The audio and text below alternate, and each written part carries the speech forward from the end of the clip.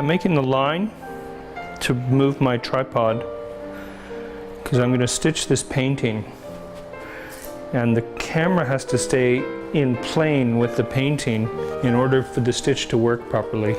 If the camera is shooting one way on one section, this way, and another section like that way, it's harder for Photoshop to put it together. So I have a straight line, and I'm putting the front end of my tripod on that straight line, and then I'm going to photograph this section of the painting. Just checking my focus. And my camera is in plane with the painting. And I'm going to take a picture. And what I've done is I photographed half the painting. I'm going to move my camera over, keeping it the front of the tripod on that line. I moved it just a bit. I hit the tape. So it's still in plane. And I'm going to take another picture.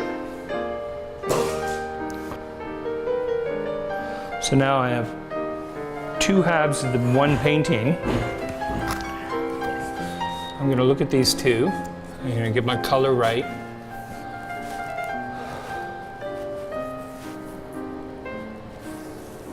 I'm going to apply it to both pieces, and then I'm going to process them. So each capture is 229 megabytes. So in total I have almost 460 megabytes of data divided between the two captures.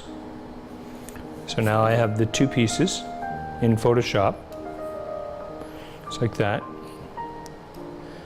And I'm going to go into Photo Merge. I'm going to add the two files, and I'm going to ask it to stitch the two together. So now it's going to come up with, what it's doing is it's looking at like pixels that are the same, and it's merging those files, putting one over the other.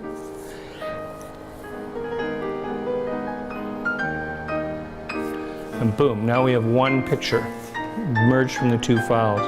And I'll show you the break. This is one side, and this is the other side, and the two merge together. And I'm going to flatten that. And now, instead of having a 229 meg file, I have a 320 meg file. So by stitching the two, I gave us a 300 megabyte file, over 300 megs, and which gives us just that much more versatility for if they're designing a book or something, being able to crop into the image and show quite a bit more detail than before. You see how sharp it is, and you can't find where the two were merged, where the two files were brought together. But what's important is to shoot it in plane in order to do that. The camera has to really be centered in plane on a straight line, and then you get really good files. And you can do this. I did this in 2 captures, but I could, if I wanted, do it in 3 captures. I could do it in 4 captures. And what I'm doing by increasing the number of captures, increasing the number of stitches, is just making the file larger and larger and larger. So right now I have a 320 meg file. I could, if I shot it in 8 pieces, it could be 700-800 megabytes. Are you doing this just with large paintings, or? Pretty much. You know, like it's for the large. We did this work here for the larger paintings, and some of the paintings we shot 6 captures. So the Kea, the most important work, we shot 6 captures to create really big files, which allows Kea to really work into them, dig into the details.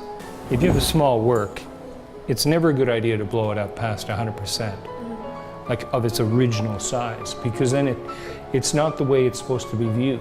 You know, we don't look at a painting with a magnifying glass when we're just looking at a painting, right? And the artists don't see it that way either. When they see paintings, artists, when they see their paintings blown up past 100%, they usually grimace because all of a sudden you can see hairs and, residue from the paint and all this stuff that they never intended people to see. Because we don't see things, we don't inspect paintings with a magnifying glass. So it's never a good idea to blow them up past 100%. So, but when you're shooting a big painting, to be able to show a detail at 100% requires a lot more data. And there you go.